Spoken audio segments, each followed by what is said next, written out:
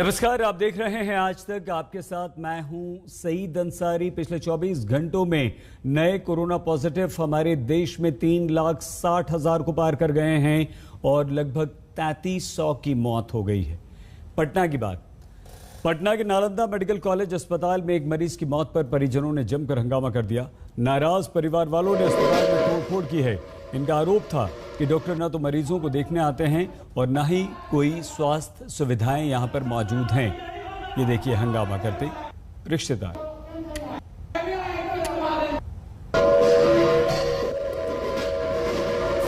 इस वक्त हम नालंदा मेडिकल कॉलेज के कोविड वार्ड के ठीक बाहर मौजूद हैं और कल रात यहां पर जमकर हंगामा मचा है और तोड़फोड़ की गई है। और पिछले एक हफ्ते में ये दूसरी ऐसी घटना है जब जो परिजन है वो आक्रोशित होकर उन लोगों ने जो डॉक्टर्स पे हमला किया है। और आपको हम तस्वीरें दिखा रहे हैं इस वक्त। आप देखिए, ये एक रूम है, डॉक्टर का रूम है और सुबह के वक्त जो है यहाँ देखिए किस तरीके से जमकर तोड़फोड़ की गई है और हंगामा मचाया गया है। जो बात बताई जा रही है वो ये, जो परिजन थे वो आरोप लगा रहे थे कि अस्पताल की लापरवाही के कारण उनके पेशेंट की मृत्यु हो गई। कोरोना पेशेंट थे और उसके बाद वो लोग आक्रोशित हो गए और उसके बाद देख सकते हैं किस तरीके से जमकर डॉक्टर के चेंबर में यहाँ पे देखिए तोड़फोड़ की गई है। शीशे तोड़ दिए गए हैं, कुर्सियों को तोड़ दिया गया है और ये तस्वीर अपने आप में बता रही है कि हालात कितने ख़राब हैं पटना के एनएमसीएच में, जो कि एक डेडिकेटेड कोविड अस्पताल है। और आप देख सकते हैं ये ऐसी दूसरी घटना है, क्योंकि इसी एक हफ्ते के अंदर एक ऐसी और घटना घटी थी जहां पर परिजनों ने हमला कर दिया था, तोड़फोड़ मचाया था, जिसके बाद जूनियर डॉक्टर्स आक्रोशित हो गए यहाँ पे और हड़ताल पे चले गए थे। फिर किसी तरीके से मान मनोवल किया गया, आश्वासन दिया गया कि पुलिस को यहाँ लगाया जाएगा ताकि डॉक्टर्स को सुरक्षा मिले। लेकिन इसके बावजूद भी एक हफ्ते के अंदर देख सकते हैं कि इसी दूसरी घटना घटी है जहाँ पर परिजनों ने हमला किया और यहाँ देखिए तोड़फोड़ के निशान साफ तौर पे देखे जा रहे हैं। हमारे देश में कोरोना के कुल आंकड़े पिछले 24 घंटों में बेहद डरावने हैं और डरावनी हद तक जा पहुंचे हैं। 24 घंटों में नए केस 3,60,960 को पार कर चुके हैं। इसके अलावा करीब 3300 लोगों की मौत हो गई है। 3,293 लोगों की मौत हुई है। तो साफ है कोरोना से लड़ाई में और ठीक जो हुए वो 2,61,162, यानी कि जो बीमार पड़ रहे हैं वो 3.5 लाख लोग ज्यादा बीमार पड़ रहे हैं। तो कोरोना से लड़ाई में न दवाई है न गड़ाई है। दिल्ली में एक दिन में सबसे ज्यादा मौतें दर्ज की गई हैं और ये आंकड़े बहुत ज्यादा डराते हैं।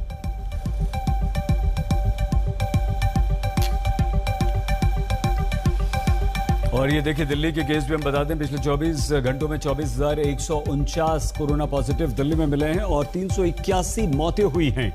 ये अब तक की सबसे ज्यादा मौतें। हर दिन मौत का आंकड़ा दिल्ली में बढ़ता जा रहा है। एक्टिव केस इस वक्त हो चुके हैं 98,264। ये दिल्ली के हम सिर्फ आपको आंकड़े बता रहे हैं जो कि लगातार डरा रहे हैं। 24,000 से ज्यादा केस। मौत का जो आंकड़ा है, महाराष्ट्र में सबसे ज्यादा 895, दिल्ली में 381, उत्तर प्रदेश में 265, कर्नाटक में 180 और गुजरात में 170।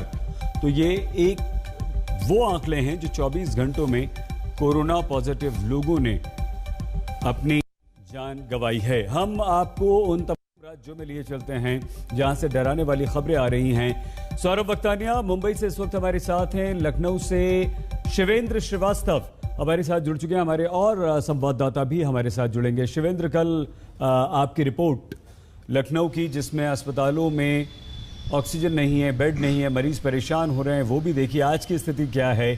क्योंकि लगातार उत्तर प्रदेश के मुख्यमंत्री योगी आदित्यनाथ के तमाम दावों के बावजूद मरीजों को न बेड मिल रहे हैं, न ऑक्सीजन मिल रही है, न निजी अस्पताल सरकार के, उत्तर प्रदेश के मुख्यमंत्री योगी आदित्यनाथ के कहने के बावजूद मरीजों को भर्ती कर रहे हैं। शिवेंद्र, देखिए सईद, यही तो हैरानी की बात है कि सरकार के मुखिया मुख्यमंत्री योगी आदित्यनाथ कोई निर्देश देते हैं, कहते हैं सख्त निर्देश है उसका पालन करना होगा। लेकिन संसाधनों की कमी या फिर व्यवस्था की इतनी कमी है कि अधिकारी उनकी बात को भी मान नहीं पा रहे हैं। मुख्यमंत्री ने साफ तौर पर कहा कि किसी भी अस्पताल में भर्ती करने से मना नहीं किया जाएगा। हमने दिखाया कि किस तरह से अस्पतालों में जगह ही नहीं है या फिर जगह है तो वहाँ पर संसाधनों की कमी है, इसलिए भर्ती ही नहीं हो रहे हैं। यहाँ तक कि केजीएमयू के बाहर भी लोगों को इंतजार करना पड़ रहा है घंटों घंटों, जो कि कोविड के मरीज हैं, एम्बुलेंस में इंतजार कर रहे हैं। तो सूरत हाल अभी बहुत ज़्यादा बदला नहीं है।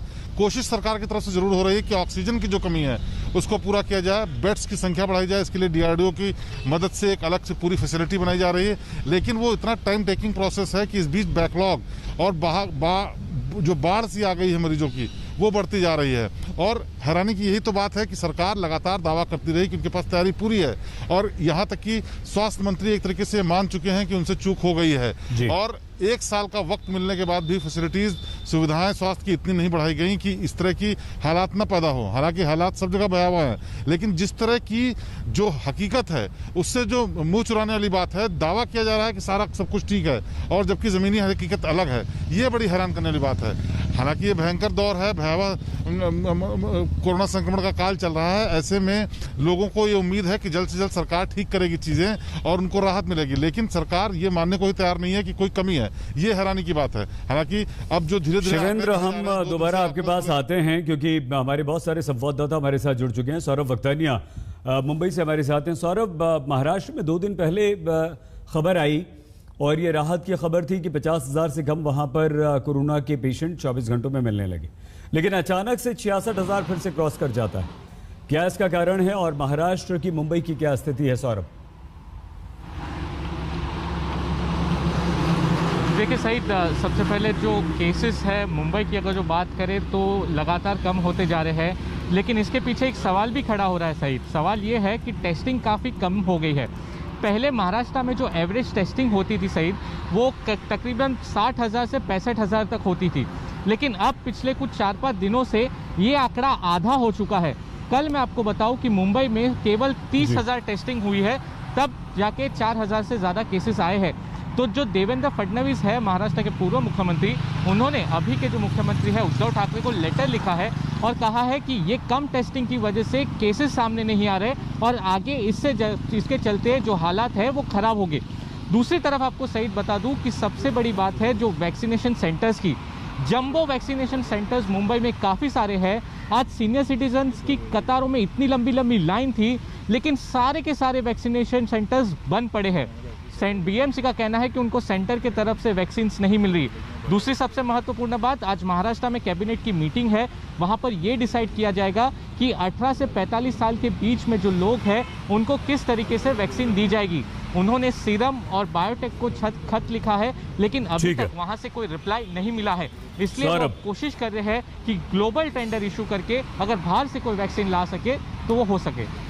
बहुत धन्यवाद आपका। हम आगे आपसे और बात करेंगे। हमारे साथ इस वक्त जयपुर से शरद कुमार जुड़ चुके हैं, चंडीगढ़ से सत्येंद्र चौहान हैं और दिल्ली से कुणाल भी जुड़ चुके हैं। कुणाल, आपके पास भी आएंगे, आप तीनों के पास आएंगे, लेकिन उससे पहले दिल्ली के बड़े अस्पतालों में ऑक्सीजन की कमी फिलहाल नियंत्रित है, लेकिन छोटे अस्पताल अब भी ऑक्सीजन संकट से जूझ रहे हैं। हमारी संवाददाता अनीशा माथुर की रिपोर्ट देखिए और उसके बाद आपको लिए चलेंगे कुणाल के पास। कोर्ट की फटकार और सरकार की कोशिशों के बावजूद दिल्ली के ज्यादातर छोटे अस्पतालों में इस वक्त ऑक्सीजन की कमी अभी भी बरकरार है। हम इस वक्त है मयूर विहार के कुकरोजा हॉस्पिटल के बाहर, जहां डॉक्टर्स हमें बता रहे हैं कि हॉस्पिटल्स को ऑक्सीजन सिलेंडर भरवाने के लिए 1-2 दिन तक रुकना पड़ता है। हालांकि पुलिस और एसडीएम की तरफ से मदद दी जा रही है, लेकिन उनके पास भी स्टॉक नहीं है। आसपास के सारे अस्पताल आपस में कोऑपरेट करके ऑक्सीजन सिलेंडर शेयर कर रहे हैं। जिसके पास कमी होती है उसको किसी और से भेजा जाता है और 20 यहाँ पर कोविड के मरीज हैं और लेकिन 1 वेंटिलेटर है, और जिस वक्त ऑक्सीजन की कमी होती दिखाई देती है सबकी चिंताएं बढ़ जाती हैं। कैमरामैन परमिंदर के साथ अनीशा माथुर, दिल्ली आज तक। अनीशा की रिपोर्ट आपने देखी, लेकिन इस वक्त हम आपको सीधे कुणाल के पास लिए चलते हैं। हमारे संवाददाता दिल्ली से हमारे साथ हैं। कुणाल, आप दिल्ली में लगातार रिपोर्टिंग कर रहे हैं, चाहे वो ऑक्सीजन की कमी हो, चाहे वो अस्पताल में बेड नहीं मिल रहे हों, चाहे वो दवाइयां नहीं मिल रही हों, सरकार के जो दावे हैं हर खबर पर आपकी नजर। दिल्ली में ऑक्सीजन की कमी खत्म क्यों नहीं हो रही कुणाल? देखिए बिल्कुल सीधा सा उसका जवाब है, जरूरत है 700 मेट्रिक टन की। सरकार कह रही है कि 400 के आसपास मेट्रिक टन मिल रहा है, यानी लगभग आधा मिल रहा है। अब क्या है, सरकार ने उसे बड़े अस्पतालों को तो दे दिया जहां पर ज्यादा मरीज हैं, लेकिन आज की तारीख में छोटे अस्पताल और नर्सिंग होम भी बहुत महत्वपूर्ण भूमिका में है। वहां भी 30, 35, 40 ऐसे करके मरीज हैं, उन्हें ऑक्सीजन सरकार नहीं दे रही है। उन्हें सरकार कह रही है कि आप अपने स्तर पर इंतजाम करें। ठीक है। अब कुणाल, एक सवाल और यहीं पर, छोटा सा सवाल, जो राधा स्वामी में 200 बेड बना दिए, रामलीला मैदान में बेड बना दिए, कुल 1200 एक्स्ट्रा बेड लगा दिए, ऑक्सीजन आधी मिल रही है आप कह रहे हैं। जो छोटे अस्पताल हैं, जो दूसरे अस्पताल हैं जहां कोविड के अलावा जो दूसरे मरीज हैं जो ऑक्सीजन पर हैं कुणाल, उन अस्पतालों की ऑक्सीजन कम करके इन जो वैकल्पिक व्यवस्था की गई है वहां पहुंचाई जा रही है। तो क्या संकट अब कोविड के अलावा जो दूसरे बीमार हैं उनकी जान पर भी नहीं है कुणाल? और इसके लिए सरकार क्या कर रही है?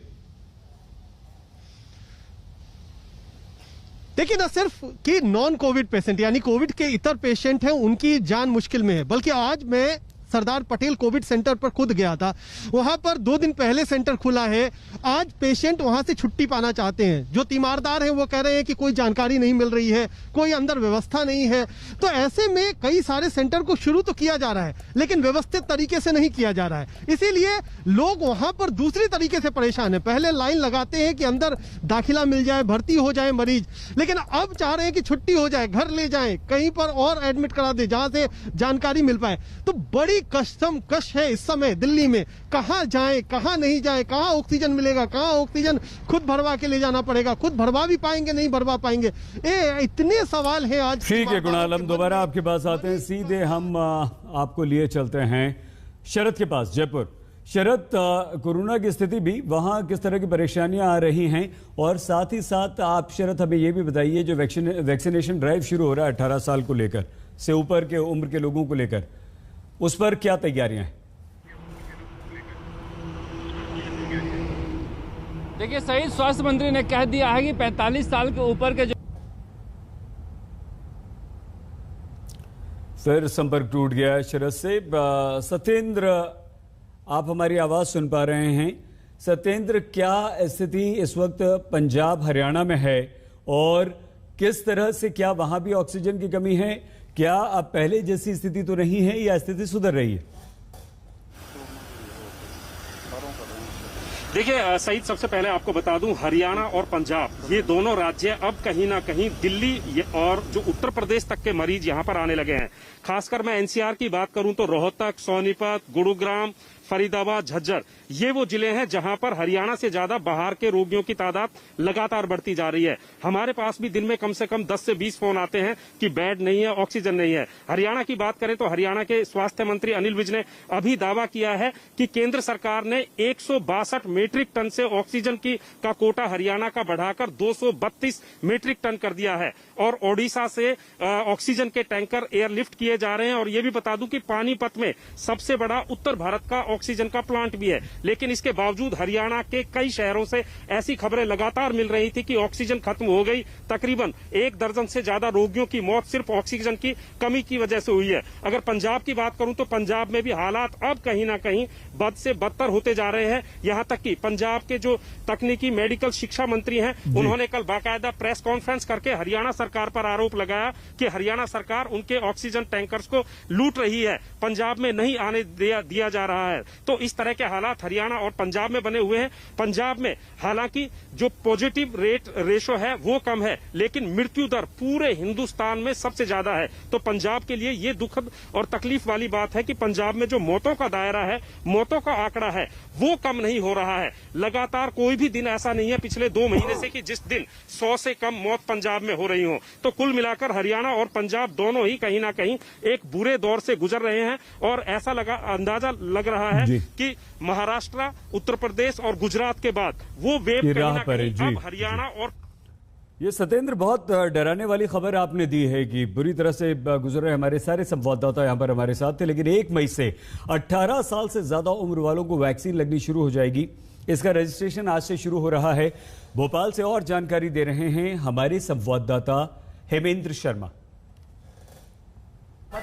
मध्य प्रदेश की राजधानी भोपाल के लिए प्राणवायु यानी ऑक्सीजन लेकर के पहली ऑक्सीजन एक्सप्रेस भोपाल के पास मंडीदीप पहुंच गई है। वो तस्वीरें हम आपको दिखा रहे हैं जब पहली बार मध्य प्रदेश में ऑक्सीजन एक्सप्रेस पहुंची है। कुल 6 टैंकरों को लेकर के ये ऑक्सीजन एक्सप्रेस झारखंड के बोकारो से चली थी। अलग अलग स्टेशनों पर इन ऑक्सीजन टैंकर्स को ऑफलोड किया गया है। ये तस्वीर हम आपको भोपाल के नजदीक से दिखा रहे हैं जहां पर 2 ऑक्सीजन टैंकर आज पहुंचे हैं जो वैक्सीनेशन की खबर भोपाल से, वो भी हम आपको दिखाएंगे। लेकिन रवीश पाल हमारे संवाददाता की ये खबर आपने देखी, ऑक्सीजन सिलेंडर और टैंकर्स वहां पर भोपाल में पहुंचे। बहुत छोटे से ब्रेक के लिए हम रुक रहे हैं, देखते रहिए आज तक। महाराष्ट्र के रत्नागिरी में आज भीषण हादसा हुआ। एक फार्मा कंपनी में जबरदस्त आग लग गई। इस घटना में बड़े पैमाने पर नुकसान हुआ। फार्मा कंपनी में यह आग कैसे लगी, इसकी जानकारी अब तक नहीं मिल पाई है। अभी भी वहां रेस्क्यू ऑपरेशन चल रहा है और जैसे ही आग लगी, धुएं का गुबार दूर से आसमान में देखा जाने लगा। अफरा तफरी मच गई, सायरन जैसी बजा। न सिर्फ कंपनी के लोग बाहर निकलकर भागने लगे, बल्कि आसपास भी दहशत का माहौल हो गया। छोटा सा ब्रेक, आप देखते रहिए आज तक। नमस्कार, मैं हूं अंजना ओम कश्यप। हमें उम्मीद है ये वीडियो आपको पसंद आया होगा। लेटेस्ट खबरों के लिए यूं ही देखते रहिए आज तक और इस वीडियो के पसंद आने पर लाइक, शेयर एंड सब्सक्राइब करना ना भूलें।